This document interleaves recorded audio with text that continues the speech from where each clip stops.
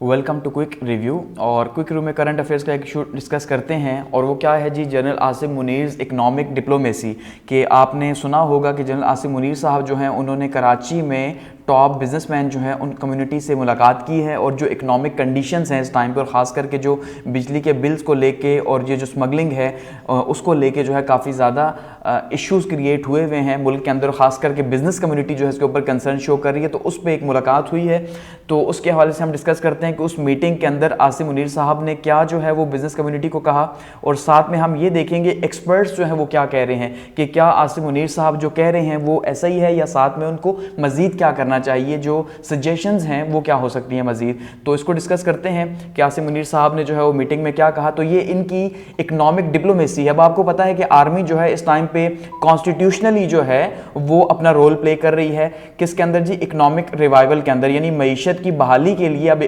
Army अपना role play कर रही है। और आपको पता है कि लॉज के अंदर अब ये चीज़ें आ चुकी हैं कि आर्मी अपना रोल प्ले करेगी। तो इसको डिस्कस करते हैं। अब सबसे पहले जी होता क्या है कि जनरल आसिम मुनीर साहब जो हैं वो बिजनेस लीडर्स से मुलाकात करते हैं और 50 के करीब जो है वो टॉप बिजनेस लीडर्स जो हैं उनसे मुलाकात होती है सैटरडे 2 सितंबर 2023 को, और ये 4 घंटे की एक लंबी जो है वो मीटिंग है।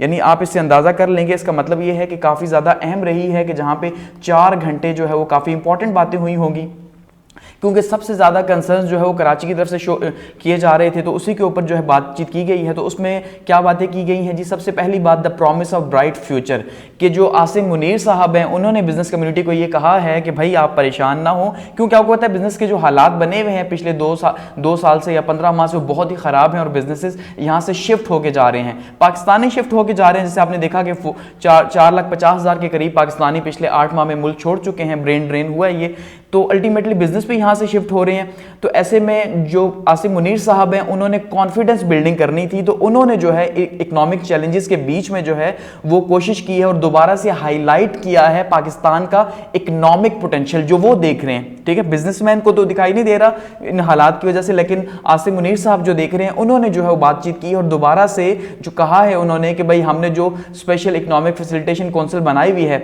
SIFC, जो हमने इस पर डिटेल से वीडियो बना चुका हूँ मैं ऑलरेडी, तो उन्होंने कहा है कि भाई ये जो हमने बनाई है ये क्यों बनाई है, ये FDI के लिए बनाई है। हमने फॉरेन डायरेक्ट इन्वेस्टमेंट लेके आनी है, और कितनी लेके आनी है, 75 से 100 बिलियन डॉलर्स की, जी हाँ 75 से लेके 100 बिलियन डॉलर्स तक की इन्वेस्टमेंट हमने लेके आनी है। वो मुल्क की बात कह रहा है जहां पे 2.5 बिलियन जो है IMF से लेने के लिए हमें क्या कुछ करना पड़ता है, और अभी जो बिलों पे बना हुआ है और IMF हमें इजाजत नहीं दे रहा कि हम इनको जो है वो कोई सब्सिडी दें। तो खैर अब ये कहा जा रहा है, तो ये उन्होंने सबसे पहले एक उन्हें होप दिलाई है ऐसे में, क्योंकि गवर्नमेंट तो कोई है नहीं, तो जाहिर बात है आर्मी चीफ साहब ने ही ये काम करने थे। अब उन्होंने फिर बताया है कि जो उनका सऊदी अरब का खास करके जो दौरा रहा या जो UAE का जो रहा है उस हवाले से उन्होंने बातचीत की है कि भाई 25 बिलियन डॉलर्स हमें वहां से मिलेंगे। अब जरा इन बातों को समझते जाइएगा। जनरल आसिम मुनीर साहब ने वहां पे क्या डिस्कस किया कि उन्होंने कहा कि जो मेरा जो रिसेंट विजिट है सऊदी अरेबिया का, उसमें मैंने जो मोहम्मद बिन सलमान है, मोहम्मद बिन सलमान से ये कहा है कि मैं आपसे कोई 2-4 अरब रुपए मांगने नहीं आया, 2-4 अरब डॉलर नहीं मांगने आया, ठीक है, बल्कि इस बार हम कुछ और बात करने आए हैं। हम मांगने नहीं आए बल्कि हम बिजनेस की बात कर रहे हैं। तो 25 अरब रुपए आप कह सकते हैं, 25 बिलियन की इन्वेस्टमेंट जो है ये कहा जा रहा है कि सऊदी अरब करेगा। कि आर्मी चीफ साहब ये कह रहे हैं कि उन्होंने ये बात यकीन दहानी कराई है सऊदी अरब को कि आप इन्वेस्टमेंट करें तो वो सिक्योर होगी। तो उन्होंने जो सऊदी अरब है उन्होंने यकीन दहानी करवाई है कि हम 25 अरब की इन्वेस्टमेंट करेंगे, 25 अरब डॉलर्स की, रुपए की नहीं, 25 अरब डॉलर्स की इन्वेस्टमेंट करेंगे। ठीक है, और ये इन्वेस्टमेंट किसके थ्रू होगी, SIFC यानी स्पेशल इन्वेस्टमेंट फैसिलिटेशन काउंसिल जो बनाई गई है, जिसका पर्पस जो गल्फ कंट्रीज हैं, ठीक है, ये जितने भी गल्फ कंट्रीज हैं उन गल्फ कंट्रीज से इन्वेस्टमेंट्स पाकिस्तान लेके आना, यानी फॉरेन डायरेक्ट इन्वेस्टमेंट या FDI पाकिस्तान लेके आना। और खास करके उन्होंने कहा है कि ये इन्वेस्ट किसके अंदर होंगे, 6 शोबे हमने लास्ट टाइम डिस्कस किए थे, उनमें से एग्रीकल्चर के अंदर भी बातचीत की जा रही है कि भाई एग्रीकल्चर को जो हम रेवोल्यूशनराइज करने लगे हैं तो उसमें ये इन्वेस्ट होंगे, और साथ साथ जो फॉरेन एक्सचेंज के इश्यूज हैं उनको भी हम सॉल्व करेंगे। तो सबसे पहले उन्होंने क्या कहा कि भाई सऊदी अरब से मैंने बात की है, वो 25 बिलियन डॉलर पाकिस्तान में इन्वेस्ट करेगा। इसके साथ साथ उन्होंने मजीद भी जो है वो UAE के हवाले से कहा। और फिर कहते हैं जी यूएई के हवाले से हमने $10 बिलियन का जो है वो वायदा किया है या उनसे बातचीत की है कि वो इस पे भी राजी हैं। ठीक है, ये आर्मी चीफ साहब कह रहे हैं, फिलहाल कोई ऑफिशियल इसका डॉक्यूमेंट नहीं है, लेकिन ये वो कह रहे हैं कि राजी हैं। वो कहते हैं मेरी जो यूएई की मीटिंग हुई है उस यूएई मीटिंग में 10 बिलियन की जो कमिटमेंट मुझसे की गई है, ठीक है, यानी फिलहाल कमिटमेंट हुई है कि भाई $10 बिलियन हम इन्वेस्ट करेंगे। और साथ वो ये कह रहे हैं कि हम इन्वेस्ट क्यों करेंगे, तब करेंगे अगर आप फिलहाल अपनी सपोर्ट रखेंगे साथ में। यानी हमें तो ये वैसे ही पता है कि यूएई या जो गल्फ कंट्रीज हैं उनकी आर्मी के साथ ज्यादा बनती है, क्योंकि जो पॉलिटिकल इंस्टेबिलिटी है उसके नतीजे के तौर पे तो यहाँ पे गवर्नमेंट तो कोई अपने 5 साल पूरे करती नहीं है या करने नहीं दिया जाता। तो ऐसे में वो ट्रस्ट अगर कर सकते हैं तो आर्मी पे ही कर सकते हैं। ठीक है, तो उन्होंने कहा हम $10 बिलियन की इन्वेस्टमेंट करेंगे, ठीक है, और साथ में मजीद करेंगे अगर आपका साथ रहेगा। यानी आर्मी चीफ साहब ये बात कह रहे हैं कि वो हम पे ट्रस्ट कर रहे हैं पॉलिटिशियंस के बजाय। और साथ में कह रहे हैं कि फॉरेन रिजर्व्स की जो एक्सचेंज है उसमें भी हमने जो है बातचीत की है कि $25 बिलियन की मजीद भी इन्वेस्ट करेंगे और साथ में वो पैसे भी रखेंगे, यानी सऊदी अरब, ठीक है, और साथ में यूएई, दोनों जो हैं वो कुछ ना कुछ पैसे हमारे फॉरेन रिजर्व्स में रखेंगे जो हम उन्हें रुपए की शक्ल में वापस करेंगे। हमने ये बात कही है और ये मान गए हैं। ये बातें आर्मी चीफ साहब की तरफ से वहां पे बिजनेस कम्युनिटी को कही गई हैं। मजीद क्या कहा जी, prospects of investing in Qatar and Kuwait. और साथ साथ कह रहे हैं कि भाई अभी जो मेरा रिसेंट विजिट होगा, अभी जो अगला विजिट है वो कतर का भी है, साथ में कुवैत का भी है। तो कतर और कुवैत जो है मुझे इनसे भी उम्मीद है कि ये भी क्या करेंगे, इन्वेस्ट करेंगे। 2 कंट्रीज हो गए, यानी सऊदी अरब हो गया और यूएई हो गया, तो अब वो कतर की बात कर रहे हैं। तो कहते हैं जी कि अब मुझे कॉन्फिडेंस है इस बात के ऊपर कि $25 से $30 बिलियन जो है वो मैं अट्रैक्ट करने में या कतर से लाने में कामयाब हो जाऊंगा। ये आर्मी चीफ साहब कह रहे हैं, ठीक है। और वहां से भी इन्वेस्टमेंट पाकिस्तान के अंदर आएगी, कतर से भी, साथ में कुवैत से भी जो है वो आएगी, जो मेरा अगला दौरा है। और उम्मीद ये की जा रही है आर्मी चीफ साहब की तरफ से कि 75 से $100 बिलियन जो हैं ये चारों मुल्क हमें देंगे, यानी सऊदी अरब देगा, यूएई देगा, कतर देगा और कुवैत देगा। ऐसा नहीं है देगा मतलब कर्ज नहीं है, बल्कि वो इन्वेस्टमेंट करेंगे। इन्वेस्टमेंट किस में करेंगे, इतनी बड़ी किस तरह से करेंगे? एक तो सबसे सिंपल क्या है कि हमने जो अपने स्टेट के इंस्टीट्यूशंस हैं उनको लाजमी बात है बेचना है। जैसे हम कराची पोर्ट बेची, पीआईए की तैयारी हो रही है, अभी रोजवेल्ट होटल हमने अमेरिका के अंदर बेच दिया। तो इस तरह से हम स्टेट एंटिटीज को बेचेंगे, वरना वो पागल तो नहीं है पैसे देंगे, तो वो उसके नतीजे के तौर पर इन्वेस्टमेंट यहां पर होगी। बात समझ रहे हैं, ये कहा जा रहा है। इसके बाद फिर कहते हैं जी encouraging foreign investment in agriculture. वो कहते हैं हमारा जो ज्यादा जोर है, क्योंकि हम एक एग्रीकल्चर कंट्री हैं, तो हम ज़राअत के ऊपर हमारा काफी ज्यादा जोर है, तो हम कोशिश कर रहे हैं कि ज़राअत के अंदर जो है ये गल्फ कंट्रीज ज्यादा से ज्यादा इन्वेस्ट करें। तो इससे हमने, वो कहते हैं कि हमने सिंध से भी जो है वो बात की है, सिंध के अंदर भी, पंजाब के अंदर भी हमने जमीन ली है। वो हमने लास्ट टाइम जो बात की थी, ठीक है, एग्रीकल्चर रेवोल्यूशन की, तो उसमें हमने देखा था कि आर्मी को जो है जमीनें अलॉट की गई हैं या वो उसकी देखभाल अब करेगी, तो वहां पे ये इन्वेस्टमेंट लेके आएंगे। तो आर्मी चीफ साहब क्या कहते हैं जी कि जो लैंड के रिलेटेड जो प्रोविंसेस वगैरह हैं वहां पे बातचीत हुई है, तो वहां पे क्रॉप प्रोडक्शन के अंदर और फॉरेन जो इन्वेस्टमेंट है उसको जो है हम क्या करेंगे, अट्रैक्ट करेंगे कि वो यहां पे एग्रीकल्चर के अंदर आके इन्वेस्ट करे और क्रॉप प्रोडक्शन हमारी ज्यादा हो। फिर वो कहते हैं जी कि हम अब मुस्तकबिल में जो है वो आईएमएफ की तरफ नहीं जाएंगे। कहते हैं नो आईएमएफ प्रोग्राम इन साइट, कि फिलहाल अभी जो हम बिजली के बिलों के ऊपर उन्होंने बात की कि बिजली के बिलों के ऊपर जो हालात बहुत खराब हैं, क्योंकि आईएमएफ हमें जो है वो कोई भी छूट नहीं दे रहा कि हम किसी भी तरह से कोई माफी दें। लेकिन आईएमएफ क्योंकि बहुत टाइट प्रोग्रामिंग करता है, इसलिए हमने ये फैसला किया है कि हम नेक्स्ट टाइम जो है वो इन्हीं जीसी कंट्रीज की तरफ जाएंगे, गल्फ कंट्रीज की तरफ जाएंगे, न कि हम जो है वो आईएमएफ की तरफ जाएं। तो ये हर हुक्मरान भी कहता है। देखते हैं कि आर्मी चीफ साहब जो है वो कैसे इसमें पूरा उतरते हैं। तो कहते हैं कि हम अवॉइड करेंगे आईएमएफ के प्रोग्राम को, क्योंकि वो लिमिटेशंस बहुत ज्यादा रख देता है और वो ऑपरेशनल फ्रीडम नहीं देता, यानी हमें वो कुछ भी करने का नहीं देता कि हम अपनी मर्जी से उसके अंदर चेंजेस कर सके। तो हम क्या करेंगे, हम अपने पोटेंशियल को यूज करेंगे और आईएमएफ की कंडीशंस को अभी तो फिलहाल मान रहे हैं, लेकिन बाद में इनकी तरफ जाएंगे ही नहीं।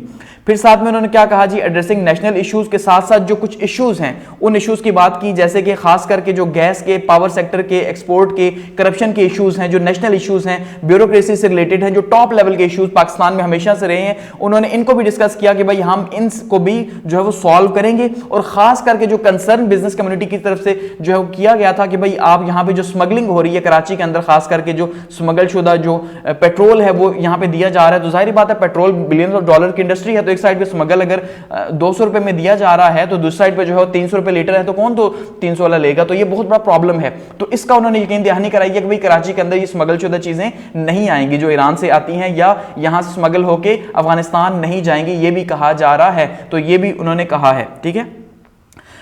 और इस हवाले से उन्होंने मीटिंग वगैरह भी की है।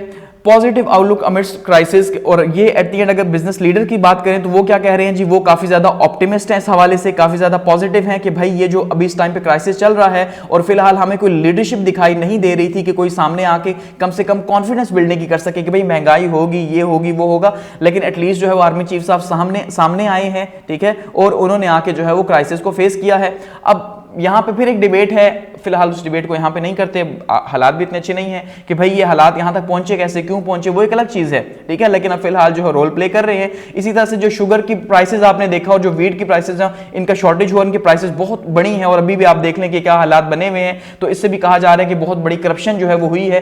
तो इसने क्या किया जी, इसने रुपए को कमजोर किया है। तो इसमें ऐसे में हालात में जो है वो बिजनेस कम्युनिटी बहुत ज्यादा कंसर्न थी और वो यहां से भागने का सोच रही थी कि भाई यहां पे बिजनेस पॉसिबल नहीं है, और जो बिल वगैरह आए हैं, जाहिर बात है इतने बड़े अगर बिल आएंगे तो उनका प्रॉफिट कहां जाएगा, तो ये चीजें बहुत मुश्किल हैं। तो इसलिए ऐसे में अगर उन्होंने रोल प्ले किया है तो उसको काफी पॉजिटिव देखा जा रहा है। साथ साथ इसकी फॉलोअप मीटिंग भी जो है वो साथ में सेट की गई है कोर्प्स कमांडर 5 के पास, ठीक है, जो कराची के यानी कमांडर हैं, उनके साथ ये फॉलोअप मीटिंग है कि भाई ये सारी जो बातें हुई हैं और खास करके जो स्मगलिंग के हवाले से बात की गई है कि भाई यहाँ पे जो स्मगल शुदा ऑयल है वो यहाँ पे नहीं आएगा, डीजल वगैरह यहाँ पे नहीं आएगा। तो उस हवाले से उन्होंने मीटिंग रखी है ताकि बातें जो है वो सिर्फ बातें ना रहें बल्कि आगे भी मजीद बढ़ें, ठीक है। और एट द एंड ये कहा जा रहा है कि जो आसिम मुनीर साहब की जो अप्रोच है गल्फ कंट्रीज की तरफ कि भाई वो कोशिश कर रहे हैं कि जो मुस्लिम कंट्रीज हैं इनको सामने लाया जाए। जाहिर बात है मुस्लिम कंट्रीज में यही एक अमीर मुमालिक हैं, बाकी सबके पाकिस्तान की तरह के हालात हैं। तो आसिम मुनीर साहब जो हैं जो कोशिश कर रहे हैं कि किसी तरह से अट्रैक्ट किया जाए इस FDI को, फॉरेन डायरेक्ट इन्वेस्टमेंट को, इन मालिक से, इन मुसलमान कंट्रीज से। ये हमें फायदा देगा, यानी दो तरह से हमें फायदा देगा। एक तो उनको फायदा होगा, जाहिर बात हो जब यहाँ पे बिजनेस करेंगे, और अल्टीमेटली पाकिस्तान को भी फायदा होगा ऐसे हालात के अंदर, और ट्रस्ट बिल्ड होगा और मजीद हमारी जो टाइज हैं उनके साथ, इकोनॉमिक टाइज पाकिस्तान की, वो मजीद बेहतर होंगी, ये कहा जा रहा है।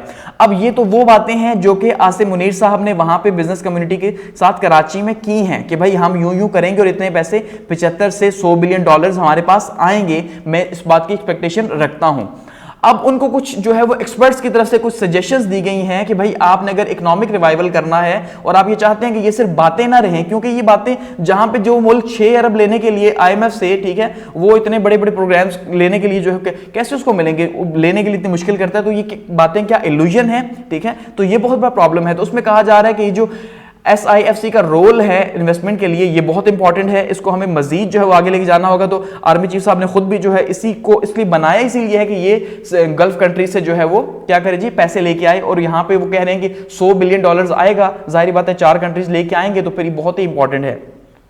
तो बिजनेस लीडर्स जो हैं उन्होंने काफी ज्यादा इसके ऊपर जो है वो खुश हैं इस बात के ऊपर। उनकी कोशिश ये है कि भाई प्राइवेटाइजेशन जो है स्टेट ऑन एंटिटीज की जाए और ताकि जो FDI है वो आए, ठीक है, यानी वो ये कह रहे हैं कि बातें तब बातें नहीं रहेंगी जब आप क्या करेंगे, आप स्टेट ऑन एंटिटीज को जो है वो बेचेंगे, उनको बेचेंगे, और एक यही तरीका है इन्वेस्टमेंट आने का। जाहिर बात है और क्या तरीका हो सकता है। तो इसमें अब जो प्राइवेट सेक्टर है वो तो खुश हो सकता है कि भाई अच्छा है, प्राइवेटाइजेशन होगी, मुल्क आगे जाएगा, लेकिन जो गवर्नमेंट सेक्टर के लोग हैं या जो आप जैसे लोग हैं जो गवर्नमेंट की तैयारी करें, गवर्नमेंट एग्जाम्स की, इन चीजों की, तो जाहिर बात उनके लिए ये बहुत मुश्किल है कि वो अगर इदारे ही बिक जाएंगे तो कहां पे जॉब करेंगे, तो काफी मुश्किल है, ठीक है, गवर्नमेंट जॉब्स नहीं रहेंगी। तो ये एक इशू है।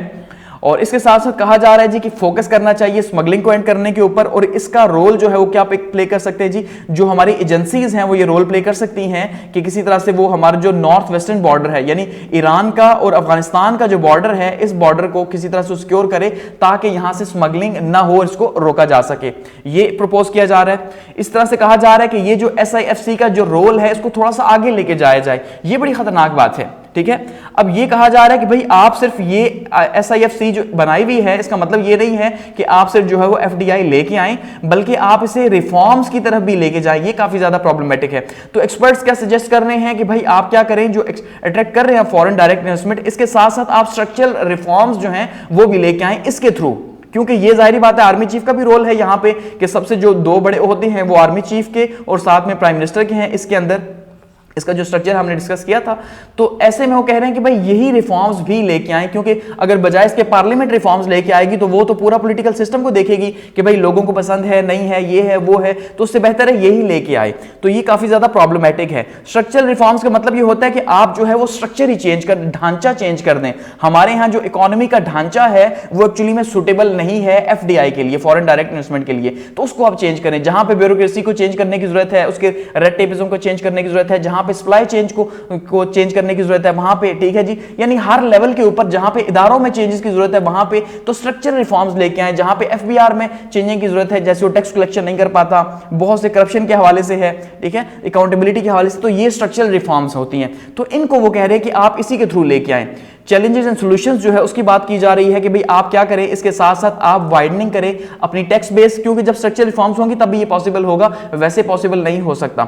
अपनी टैक्स कलेक्शन को इंप्रूव करें, अपनी डेट रीपेमेंट के ऊपर बातचीत करें, ठीक है जी, और उसको किसी तरह से आसान करें कि जो इतना कर्जा पाकिस्तान के ऊपर चढ़ रहा है। अच्छा, प्राइवेटाइजेशन के ऊपर सीरियस कंसर्न उन्होंने शो किए हुए हैं कि भाई आप इसको प्राइवेटाइज अब करें ही करें कि ये अब बजाय इसके पास से पैसे लगाने पड़े आप इनको बेच दें, और वही हो रहा है, ठीक है। और टैक्स फैसिलिटेशन सिस्टम जो है कायम किया जाए। तो ये सजेशंस जो हैं वो दी जा रही हैं स्ट्रक्चरल रिफॉर्म्स के अंदर। इसी तरह से इंटेलिजेंस एजेंसीज के रोल को मजीद वाइडन किया जाए ताकि जो है ये स्पाई एजेंसीज क्या करें जी, ये सिविलियन एजेंसीज के साथ मिलके, ठीक है, और साथ में जो स्मगलिंग है उसको रोक सकें, क्योंकि पाकिस्तान का बहुत बड़ा प्रॉब्लम जो है वो स्मगलिंग है, बहुत बड़ा प्रॉब्लम, ठीक है। तो इसको रोका जा सके, साथ में जो है डी डॉलराइजेशन इकोनॉमी की जो है उसको एड्रेस किया जा सके कि भाई हमने सिर्फ डॉलर में पैसे नहीं देने बल्कि उसको भी हम अब जो बार्टर ट्रेड वगैरह जो लास्ट गवर्नमेंट ने इंट्रोड्यूस करवाई थी तो उसको मजीद आगे लेके चले। इस तरह से प्रोफेशनल ओवरसाइट और कॉन्फिडेंस रिस्टोरेशन की बात की गई है कि भाई प्राइवेट सेक्टर जो है ये कहा जा रहा है कि आप ये जो गवर्नमेंट के इदारे हैं, ठीक है, इन गवर्नमेंट के इदारों को अगर आप ब्यूरोक्रेसी को ही देंगे तो उसने फिर इनको बर्बाद कर देना, और उन्होंने ही बर्बाद किया ही कहा जा रहा है। तो आप इससे बेहतर है प्राइवेट जो है वो मैनेजमेंट दें। अब यहां पे इस कॉन्सेप्ट को समझिएगा, अगर आपने पब्लिक एडमिनिस्ट्रेशन पढ़ी है तो पब्लिक एक साइड पे होती है पब्लिक एडमिनिस्ट्रेशन, दूसरी साइड पे है बिजनेस एडमिनिस्ट्रेशन, ठीक है। अब आज के टाइम पे हम ये कह रहे हैं कि ये जो पहले वाली पब्लिक एडमिनिस्ट्रेशन थी ये क्लासिकल पब्लिक एडमिनिस्ट्रेशन थी, जिसमें पुराने जमाने में जो फाइल ऊपर से मूव होती नीचे आती, 2 महीने वहां लगते, फिर नीचे से मूव होकर ऊपर जाते कि हाँ भाई ये फाइनल हो चुकी है, या ऊपर से नीचे, ये कम्युनिकेशन अपवर्ड या डाउनवर्ड कम्युनिकेशन है, ठीक है। तो जाहिर बात है गवर्नमेंट के इदारों में वन विंडो ऑपरेशन नहीं है, तो ये फाइल इतना लंबे प्रोसीजर, ये सब कुछ ये ब्यूरोक्रेटिक हर्डल्स हैं। तो ये पहले जो ट्रेडिशनल पब्लिक एडमिनिस्ट्रेशन थी, ठीक है, जो अवामी इंतजामिया थी, उसमें ये सारे का सारा मॉडल फॉलो हो रहा था, और पाकिस्तान में अब भी यही हो रहा है। लेकिन दुनिया मूव कर चुकी है बिजनेस एडमिनिस्ट्रेशन के मॉडल के ऊपर, जिसको कहा जा रहा है new public administration. New public administration क्या है कि आपने बिल्कुल गोल सेटिंग करनी है, सबसे इंपॉर्टेंट, क्योंकि जो पब्लिक एडमिनिस्ट्रेशन है उसके अंदर तो गोल सेटिंग तो कोई है ही नहीं, वो सरकारी लोग हैं, उन्होंने महीने के एंड पे तनख्वाह लेके चले जाना, उनका तो कोई कंसर्न नहीं है। एसी साहब का या डीसी साहब का क्या कंसर्न हो सकता है, सिवाय इसकी चीजों को देख रहे हैं, बाकी इदारों के जो हेड पे बैठे हुए हैं। तो यहां पे प्राइवेट सेक्टर के अंदर बिजनेस में गोल सेटिंग होती है सबसे इंपॉर्टेंट, और गोल सेटिंग्स के अकॉर्डिंगली टारगेट्स दिए जाते हैं कि भाई आपने टारगेट को इस महीने के अंदर, इस हफ्ते के अंदर, इस दिन में मीट करना है। तो इसलिए जो अब ये कहा जा रहा है बिजनेस कम्युनिटी की तरफ से कि भाई आप क्या करें, जो पब्लिक एडमिनिस्ट्रेशन का मॉडल है एक्चुअली में इस पब्लिक एडमिनिस्ट्रेशन के मॉडल को चेंज करें और बिजनेस एडमिनिस्ट्रेशन का मॉडल अपनाएं। और उसके लिए क्या होना चाहिए, उसके लिए आपको टेक्नोक्रेट्स चाहिए, एक्सपर्ट्स चाहिए, बजाय इसके कि आप इन लोगों को बिठाएं जिनके पास कोई क्वालिफिकेशन नहीं है, आप एक्सपर्ट्स को बिठाएं और इनकी जो मैनेजमेंट है वो प्राइवेट बिजनेस टाइप करें, ताकि वो जैसे प्रॉफिट के लिए सारा कुछ करते हैं और प्रॉफिट के लिए सब कुछ होता है, इंसेंटिव्स दिए जाते हैं, सब कुछ दिया जाता है, मोटिवेट किया जाता है, ये सारा कुछ यहां पे होना चाहिए। तो ये वैसे भी जो दुनिया है और जो खास करके वर्ल्ड बैंक और यूएन का जो मॉडल है पब्लिक एडमिनिस्ट्रेशन का, वो इसी साइड पर शिफ्ट हो रहा है कि अब वो जो पुरानी पब्लिक एडमिनिस्ट्रेशन है, क्लासिकल या ट्रेडिशनल पब्लिक एडमिनिस्ट्रेशन, वो चेंज हो चुकी है और अब ये रोल डिफरेंट हो रहे हैं, ये कहा जा रहा है। तो एट द एंड अगर हम ये देखते हैं कि ये जो इकोनॉमिक एक्सपर्ट्स हैं वो इस चीज को जोर दे रहे हैं कि जो स्ट्रक्चरल रिफॉर्म्स हैं ये बहुत ज्यादा जरूरी हैं। और स्ट्रक्चरल रिफॉर्म्स कैसे आएंगी, सबसे पहले आपको जो है ना क्या करना होगा जी, प्राइवेटाइजेशन करनी होगी, इदारों के एक्सपर्ट्स लेके आने होंगे, तो ये सारा कुछ होगा। और इसी तरह से जो इदारे हैं जो हेल्प कर रहे हैं, ठीक है, जो सपोर्टिंग एलिमेंट्स हैं उनको चेंज करना होगा हर चीज को, ताकि जो है चीजें टाइमली हो सकें और बेहतर हो सकें। इसके साथ साथ तो ये कह रहे हैं कि पॉलिटिकल स्टेबिलिटी बहुत ज्यादा जरूरी है, ठीक है, यानी कि जब तक सियासी इस्तेहकाम नहीं आएगा तब तक माशी इस्तेहकाम नहीं आ सकता, जो हम पिछले 2 साल से सुनते आए हैं। लेकिन फिलहाल इस साइड पे शायद आर्मी का इंटरेस्ट बहुत ज्यादा हमें देखने को नहीं मिलता। और दूसरा, जिन मालिक से ये जो लेके आ रहे हैं इन्वेस्टमेंट्स वगैरह, उन मालिक का भी कोई इतना इंटरेस्ट नहीं है यहाँ पे इलेक्शंस हो, वो भी यही चाह रहे हैं कि आर्मी के हाथ में दे रहे हैं ताकि उनकी इन्वेस्टमेंट सिक्योर रहे। टाइमली इलेक्शन बहुत ज्यादा जरूरी हैं, ये भी कहा गया है बिजनेस कम्युनिटी की तरफ से। तो अब ये जो चीफ ऑफ आर्मी स्टाफ साहब है, इन्होंने कंसल्ट किया बिजनेस कम्युनिटी से, एक अच्छी बात है, क्योंकि इसने जो एक होप जनरेट की है ऐसे हालात में जब कोई भी लीडरशिप नहीं है, कुछ भी नहीं है। तो अब देखते हैं कि क्या फॉरेन डायरेक्ट इन्वेस्टमेंट लेके आने में कामयाब होते हैं, और कामयाब होते हैं तो कितना कामयाब होते हैं। एट द एंड क्लोज करने से पहले हम एक क्वेश्चन को यहां पे एड्रेस करते हैं, ठीक है। और सबसे बड़ा क्वेश्चन ये है कि सवाल ये है कि जो कंट्रीज जिनके पास आपने देखा पीटीआई गवर्नमेंट भी गई, ठीक है, और साथ साथ जो है वो जो अभी पीडीएम की गवर्नमेंट थी वो भी इनके पास 2-3 बार गई, लेकिन इन कंट्रीज ने $2 बिलियन देने से भी इनकार कर दिया। उनमें सऊदी अरब भी शामिल है, ठीक है, उनमें यूएई भी शामिल है। सवाल ये है कि अब ये 25 से 30 बिलियन डॉलर्स की इन्वेस्टमेंट क्यों करेंगे? चलें, एक तो क्वेश्चन ये है कि ये इन्वेस्टमेंट करेंगे, पहले हम इमदाद मांग रहे थे, लेकिन ये इन्वेस्टमेंट पहले क्यों नहीं हो सकती थी? क्या पहले प्राइवेटाइजेशन का इशू था या क्या था? अब ये कहां से आएगी? एक इशू ये। दूसरा ये कि जो मालिक जैसे अब आर्मी चीफ साहब कह रहे हैं कि 75 से 100 बिलियन डॉलर्स आएंगे, ठीक है, तो सवाल ये है कि 75 से 100 बिलियन डॉलर्स जब ये देंगे वो मालिक, यहां पे इन्वेस्ट करेंगे, तो क्या वो ये चाहेंगे कि 3 साल बाद आर्मी चीफ साहब चेंज हो जाएं? क्या वो ये चाहेंगे कि यहां पे आर्मी का रोल 3 साल बाद खत्म हो जाए, या 6 महीने बाद नई गवर्नमेंट आए, वो रिफॉर्म्स लेके आए और यहां पे आर्मी का रोल खत्म हो जाए? ऐसा कभी नहीं हो सकता। जाहिर बात है वो हमसे ज्यादा आगे सोचते हैं, क्योंकि जो पैसे लगाता है वो हर चीज सोचता है, ये हम जानते हैं। तो अल्टीमेटली वो ये चाह रहे हैं, जो थ्रेट अब पैदा हो रहा है, वो थ्रेट ये पैदा हो रहा है कि ये आर्मी का जो रोल है, ये जो लॉन्ग स्टैंडिंग रोल यहां पे जो गल्फ कंट्रीज की तरफ से, यहां पे शायद हम कहीं फंस जाएंगे।